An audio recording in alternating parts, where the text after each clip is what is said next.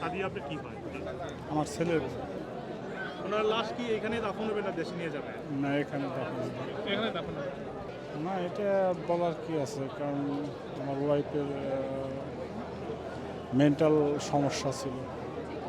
আসসালামু আলাইকুম ভিউয়ার্স, এই মুহূর্তে দাঁড়িয়ে আছি ইস্ট লন্ডন মসজিদের ঠিক সামনে। আজকে এই মসজিদে একটি জানাজা হয়েছে। আপনারা নিশ্চয়ই জানেন যে গত মাসের অর্থাৎ মে মাসের 23 তারিখে বাংলাদেশি অধ্যুষিত লাইম হাউসে একটি দুর্ঘটনা ঘটেছিল এবং সেই ঘটনায় সাদিয়া আক্তার নামে একজন মহিলা মৃত্যু হয়েছিল এবং এই ঘটনার সাথে তার শাশুড়ি রাবেয়া আক্তার জড়িত সন্দেহ করা হয়েছিল এবং বিভিন্ন মেইনস্ট্রিম মিডিয়ায় এ নিয়ে অনেক নিউজ হয়েছে।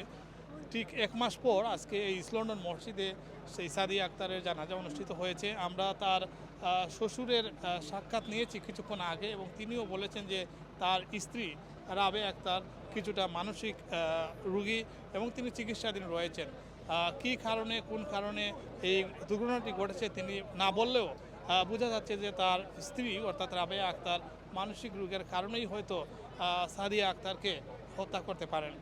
বিষয়টি এখনও আদালতে বিচারাধীন রয়েছে। আমরা যদি আরও কোনো খবর পাই তাহলে আরও তুলে ধরব। সাদিয়া আপনার কি হয়? আমার ছেলের। আপনি কি বলতে চান কমিউনিটি মানুষজনের কাছে তার ব্যাপারে? বা তার ব্যাপারে সবার কাছে দোয়া চাই। আপনাদের দেশে বাইরে কোন জায়গায়? আমার দেশের বাড়ি ফরিদপুর।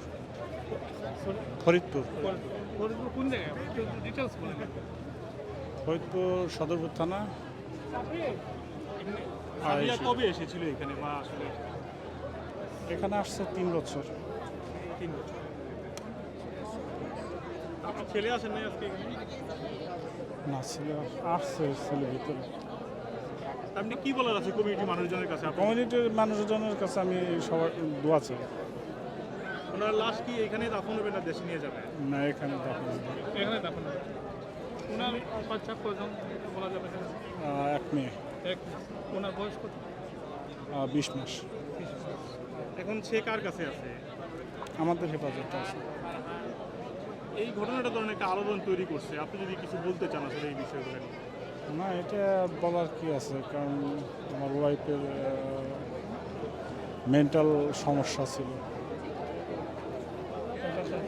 মানসিক সমস্যা। ওনার কি অবস্থা এখন? পুলিশ হেফাজতে আছে। উনি কি চিকিৎসাধীন ছিলেন নাকি? হ্যাঁ, চিকিৎসাধীন ছিল। আগেতেই মেন্টাল হসপিটালে ছিল।